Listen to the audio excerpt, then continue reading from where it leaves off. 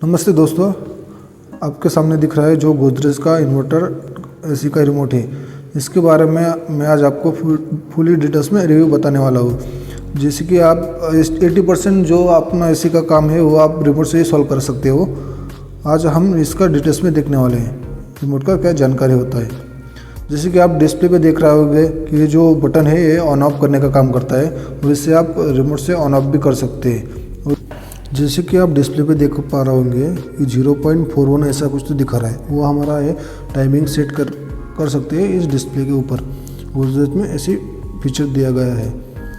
आगे हम देखेंगे कि नेक्स्ट की का फंक्शन कैसे रहता है। जैसे कि आप अप डाउन के की देख रहे होंगे कि वो जो की है तो हम उसके मदद से जो टेम्परेचर है वो हम सेट अप डाउन कर सकते हैं जिससे हमारी रिक्वायरमेंट होगी।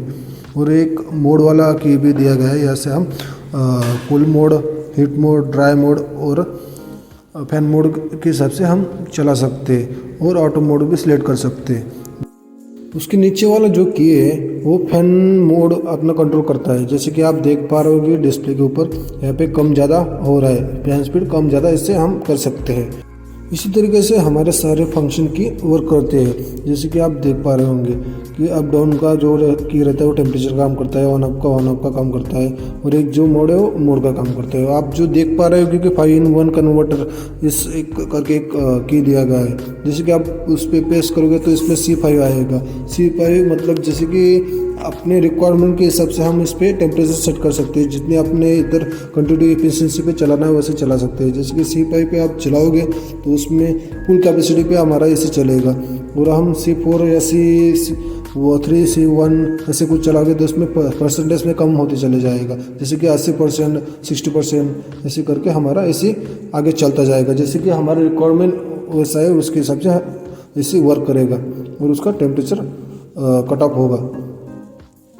तरीके से हमारा जो 5-in-1 जो की है कन्वर्टर की है तो उसी तरीके से इसका वर्क होता है। जो आप नीचे देख पा रहे होंगे कि वाइट कलर का जो iSense नाम से जो की है तो उसे हम क्लिक करेंगे तो डिस्प्ले के ऊपर आप देख पा रहे होंगे तो उस पर एक ह्यूमन बॉडी के जैसे एक सिंबल आएगा। तो उसका फंक्शन कैसे होता है कि जो हमारे रूम में पर्सन का आगे आते हैं तो उसमें जो उसका चलने का या कुछ मूवमेंट होता है तो उसको कैप्चर करके उसी तरीके से हमारा इंडोर का जो ब्लोअर है उसका स्पीड कम ज़्यादा करता है। बाजू का जो स्लिप का बटन दिख रहा है उसमें क्या प्रॉब्लम होता है कि 8 घंटे का आपका टाइमर सेट होता है। वो जैसे कि आपने टाइमर जो सेट किया, जो टेम्परेचर सेट किया उससे कम होता जाता है। वो फिर बाजू का जो बटन है वो जो टर्बो का, तो उसमें क्या होता है कि टर्बो मोड पे इंडोर और आउटडोर का दोनों का ही फैन स्पीड हाई स्पीड पे घूमता है। उसी वजह से टर्बो का मतलब कूलिंग फास्ट में होती है।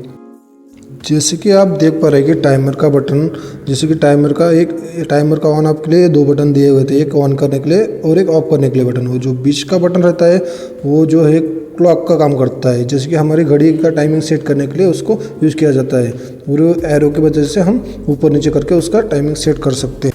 जो मैं आपको हाइजीन का एक बटन का आइकॉन दिखेगा, आपको उसको क्लिक करेंगे तो डिस्प्ले के ऊपर आपको एक हाइजीन का एक लोगो दिखेगा और इसका फंक्शन क्या रहता है कि इंडोर के जो फिल्टर रहते हैं तो उसको क्लीन करने के लिए इसकी हेल्प होती है।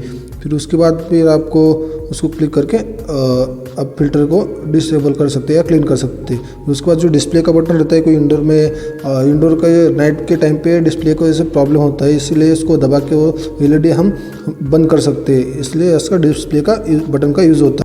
आपको बाजू में जो बटन दिख रहा है वाई स्विंग करके बटन है, उसको दबाएंगे तो स्विंग अपना इंडोर का स्विंग होगा।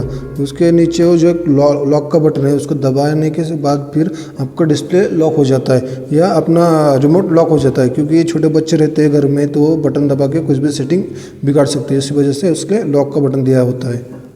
इसमें और एक इम्पोर्टेंट एक इंफॉर्मेशन है जो जैसे कि पीछे आपके रिमोट के पीछे दी गई होती है। इसमें जो बैटरी डलती है वो AAA 1.5 वोल्टेज की एक बैटरी डलती है। मतलब इसमें 2 सेल रहते हैं, जैसे कि आप बोलते हैं कि हमारी लैंग्वेज में पेंसिल सेल के नाम से भी उसे जाना जाता है। तो उसमें कैसे करो कि पेंसिल सेल ऐसा मत डालो कि एक नया डाल दिया एक पुराना डाल दिया।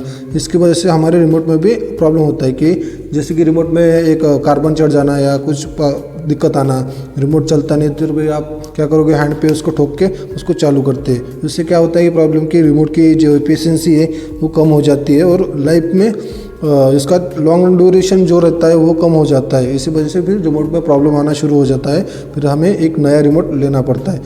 वीडियो को लास्ट तक देखने के लिए आपका धन्यवाद।